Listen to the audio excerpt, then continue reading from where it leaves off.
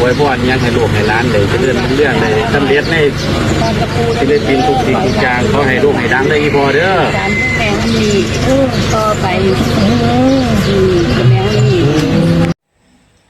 สบายดีพี่น้องสวัสดีค่ะพี่น้องจ้ามื้อนี้ก็มาพบพ่อกับซ่องสาวตุ๊กชาแนลอีกคือเก่าเด้อมามื้อนี้มาพอกันในช่วงยามค่ำๆเลยเด้อพี่น้องตอนนี้เป็นเวลาประมาณ5 โมงกว่าแล้วเนาะพี่น้องเนาะแล้วมาอัปเดตอากาศอยู่ที่บ้านของสตูกันเนาะพี่น้องเนาะคือมื้อนี้อยู่ที่บ้านของสตูตอนเช้าๆน่ะบ่ค่อยหนาวปานใดเนาะพี่น้องเนาะอากาศเย็นก็เย็นแบบว่าอยู่ได้แบบสบายๆเนาะพี่น้องเนาะพอมาช่วงยามตอนเที่ยงพี่น้องแดดนี่สุดแจ่มเลยพี่น้องแต่ว่าลมเนาะพี่น้องเนาะเนี่ยตอนนี้น่ะ5 โมงกว่าๆแล้วพี่น้องก็ยังลมเนาะพี่น้องเนาะลมแต่บ่ลมแรงปานใดเนาะพี่น้องเนาะคือแบบว่าน่าจะเป็นลมฤดูใบไม้ร่วงหรือเปล่าเนาะพี่น้องเนาะน่าจะเข้าสู่ฤดูแล้งเต็มที่แล้วเนาะพี่น้องเนาะมาพี่น้องมามื้อนี้สตุกก็จะมาเว้าถึงงานบวงสรวงของแม่ฮันนี่เนาะพี่น้องเนาะคือทางครอบครัวศรีวิไลก็เดินทางไปบวงสรวงแม่ฮันนี่อยู่ที่บ้านเกิดของเพิ่นเนาะพี่น้องเนาะคือเป็นการนำทีมโดยพ่อดาวบันดอนพ่อครูศรีวิไลแม่พึ่ง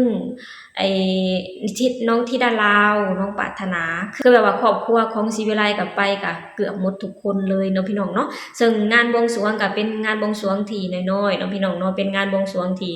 น้อยแต่ว่าค่อนข้างน่าอบอุ่นเนาะพี่น้องเนาะคือแบบว่าพอทางพากันบวงสรวงแล้วเรียบร้อยแล้วก็น้องธิดาลาวและน้องไอน้องปรารถนาก็คือถือพวงมาลัยมาเพื่อมาขอพรจากทางแม่ศรีแล้วก็แม่เพลงเนาะพี่น้องเนาะเพื่อซึ่งเป็นตัวแทนของแม่ฮันนี่เนาะพี่น้องเพราะว่าเป็นเอื้อยหรือพี่สาวของแม่ฮันนี่เนาะพี่น้องเนาะแล้วทางครอบครัวศรีวิไลก็มาขอพรจากแม่ศรีและแม่เพลงพี่น้องขอพรให้การเดินทางขอให้ราบรื่นร้องเพลงของแม่ฮันนี่ก็ขอให้โด่งๆดังๆเนาะพี่น้องเนาะแล้วอยากขอให้ทางแม่ฮันนี่น่ะได้รับรู้ไว้ว่าทางครอบครัวศรีวิไลน่ะได้รับเพลงของแม่ฮันนี่น่ะมาสานต่อโดยการร้องของน้องธิดาลาวเนาะพี่น้องเนาะแล้วก็อยากขอให้แม่ฮันนี่น่ะโดนบันดาลขอให้การร้องเพลงของน้องธิดาลาวน่ะโด่งๆดังๆคือจังแม่ฮันนี่เนาะพี่น้องเนาะแล้วทางแม่แพงและแม่ศรีก็ได้อวยพรให้กับลูกๆเนาะพี่น้องเนาะขอให้น้องธิดาลาวนะร้องเพลงของแม่ฮันนี่นะออกมาดังๆปังๆขอให้ทาง FC แฟนคลับนะฮักและเอ็นดูในตัวเด็กน้อยธิดาลาวเนาะพี่น้องเนาะแล้วก็ขอให้การเดินทางก็ขอให้อยู่รอดปลอดภัยเนาะพี่น้องเนาะซึ่งเป็นพรที่ศักดิ์สิทธิ์เนาะพี่น้องเนาะเป็นพรที่ศักดิ์สิทธิ์สุดเลยเนาะพี่น้องเนาะแล้วพอทางน้องธิดาลาวขอพรจากแม่แพงและแม่ศรีแล้วเรียบร้อยแล้วล่ะก็ไปขอพรจากทางพ่อดาวบันดอนเนาะพี่น้องเนาะเพราะว่าทางพ่อดาวบันดอนเพิ่นก็บ่ค่อยสบายพี่น้องเพิ่นก็เลยถ่ายหลุดเนาะพี่น้องเนาะแล้วน้องธิดาลาวก็ไปขอพรถึงหลุดเลยเนาะพี่น้องเนาะซึ่งทางพ่อดาวบันดอนก็คือสิฮักแล้วก็เอ็นดูน้องธิดาลาวเนาะพี่น้องเนาะเพิ่นก็ให้พรแล้วก็มาลูบหัวน้องเบาๆเนาะพี่น้องเนาะเห็นแล้วก็อบอุ่นนะคะรู้สึกขอบคุณที่ทางครอบครัวพ่อดาวบันดอนฮักและเอ็นดูเด็กน้อยลาวคนนี้เนาะพี่น้องเนาะเห็นแล้วก็อบอุ่นเนาะพี่น้องเนาะป้าพี่น้องเดี๋ยวเฮาไปชมคลิปนี้ไปนำกันเนาะพี่น้องเนาะเป็นคลิปที่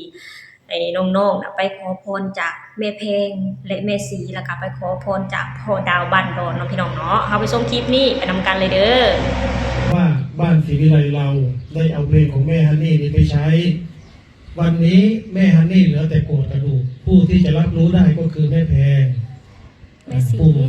แม่สมแม่ศรีแม่ศรีแม่แพงแม่ศรี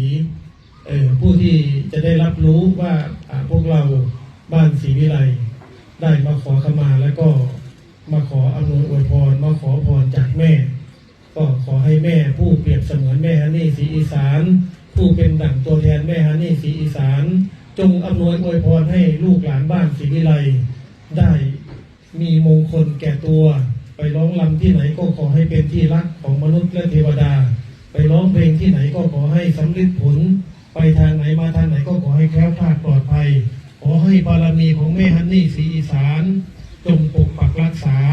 ขอให้บารมีของแม่ฮันนี่ศรีอีสานจงนำทางพวกลูกหลานไปสู่ความสำเร็จด้วยเถิดสาธุเอาพวงมาลัยยื่นให้แม่ ทั้งสองลูกยื่นให้แม่ทั้งสองคน มาทางนี้ มา ด้วย ทาง ลูก นี้พวงหนึ่งลูกมาทางนี้พวงหนึ่งมาทางนี้พวงหนึ่งมาทางนี้พวงหนึ่งลูกทีนี้พวกหนูก็ฟังอวยพรจากแม่ ไปถ้าเกิดกันให้คนหักคนหอมให้ลูกเรียบซี่หลายๆดังๆเป็นไอ้นี่ลองเล่นไหมอ่ะว่าเงี้ยๆอ่อนซ้อนมืออันไหนก็ได้ชุมนุมอะไร บุญบารมีของคุณแม่ฮันนี่นำผ้านำทางนำทรงให้โด่งให้ดังให้ปัง พุ่มการเป็นทองที่ด่าร่างกับขอน้ำห้อยในเรื่องนี้ ๆและเป็นศิลปินแห่งชาติ บอกเลย ทรงอนุรักษ์ไว้ถึงวัฒนธรรมประเทศนี้ คนหักหักที่เก่าหักที่หลูกที่เก่าแต่มาหาที่กระไดนะไปนั่นได้ จะเริ่มตามร้อยแม่ของฮันนี่ศรีอีสาน ต้นหมอลำไปที่ ศิลปินคณะทีมงานบันทีไล่ ที่งานกันไปมาทั้งเบิกตลอดปลอดภัยปุ่มก้อนสุขุมสุขคน ให้ปังให้ถูกหวยลอตเตอรี่แล้ววันที่หนึ่ง สาธุ กราบลงครั้งหนึ่ง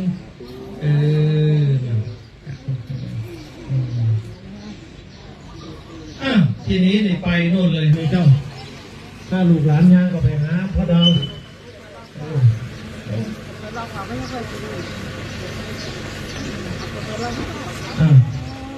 เอาลูกนะสิได้ลูกได้บายเนี่ยลูกได้บาย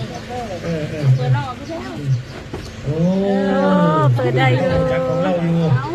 อ้าวถือพวงมาลัยก้นเข้าไปลูก ย่อเข้าไปย่อเข้าไปอ้าวมอบมาลัยให้กับคุณพ่อทุกคนยื่นมาลัยขึ้นไปลูกยื่นขึ้นไปยื่นขึ้นไป เปิดได้ไง ลูกไม้ใหญ่รุ่น ยื่นขึ้นไปยื่นขึ้นไป ได้ดีที่ดวงเรียนบดีครับ เอาโหสิกรรมให้ลูกให้หลานนะบัวขอให้ลูกหลานเจริญรุ่งเรื่องในการเป็นศิลปินศิลปินนักร้องขอให้ลูกให้หลานเจริญร้อยตามยี่พ่อกินยังก็ให้ม่วนให้ยินร้องเพลงก็ให้ม่วนให้ยินอวยพรยังให้ลูกให้หลานเลยเจริญรุ่งเรื่องเลยสำเร็จในศิลปินทุกสิ่งทุกอย่างขอให้ลูกให้ดังเลยยี่พ่อเด้อ การแม่มีต่อไปแม่มีจะให้เส้นของเราหายออกจากกองตลาดในร้านนี้ตลอดไปตลอดชีวิตเลยเส้นที่ของลูกเบิด มาเด่นการที่พ่อแล้วก็ออกมาเด่นลูกเอ้ยให้พ่อเป็นในพักผ่อนเนาะนะครับขอบคุณที่พ่อหลายๆพ่อดาวบันดอนครับวันนี้ถือว่าเป็นเกียรติอย่างสูงที่บรมครูแห่งแผ่นดินอีสานนะครับพ่อดาวบันดอนได้มาอำนวยอวยพรให้กับลูกๆบ้านศรีวิไลนะครับแล้วก็โดยเฉพาะร่วมงานบวงสรวงครั้งนี้แต่พวกพี่อีพอดาวอีแม่พันธุ์มากถือว่าไม่สำเร็จลุล่วงนะครับแต่ว่าเมื่อนี้ทั้งพ่อทั้งแม่มากครบทีมเลยนะครับแต่ถือว่าเป็นมงคลสำหรับฝ่ายศรีวิไลเฮาบัดที่นี่ครับเชิญพี่น้องกินเขาได้บ่เนี่ยผู้ใดเพราะท่านได้กินเขากินเขากินมากผู้ร้องเพลงก็ร้องไปได้บ่เนี่ยไม่เฮาได้ไก่นี่หรอกไม่เฮาได้ไก่ลูก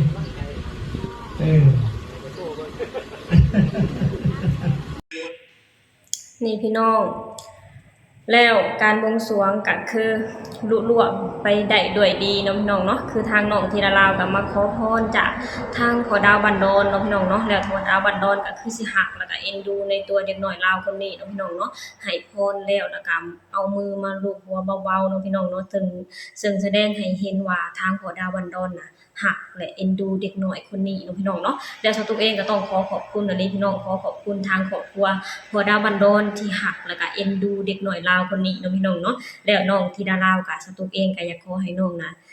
หลังจากนี้ก็ขอให้ตั้งใจร้องเพลงของแม่ฮันนี่ออกมาให้ดีที่สุดเนาะพี่น้องเนาะแล้ว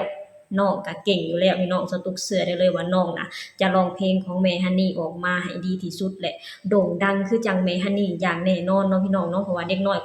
เพราะว่าน้องที่ลาวเป็นเด็กน้อยที่เก่งและมีความสามารถและมีความมุ่งมั่นที่ค่อนข้างสูงพี่น้องเพลงถึงจะยากสำใดถึงจะร้องยากสำใดน้องก็ยังร้องออกมาได้อย่างดีแหละมีพลังเนาะพี่น้องเนาะซึ่งจะตกเสือได้เลยว่าเด็กน้อยลาวคนนี้จะบ่เฮ็ดให้ทาง FC แฟนคลับและครอบครัวพ่อดาวบันดอนผิดหวังในตัวน้องอย่างแน่นอนเนาะพี่น้องเนาะเพราะว่าน้องเองเป็นเด็กน้อยที่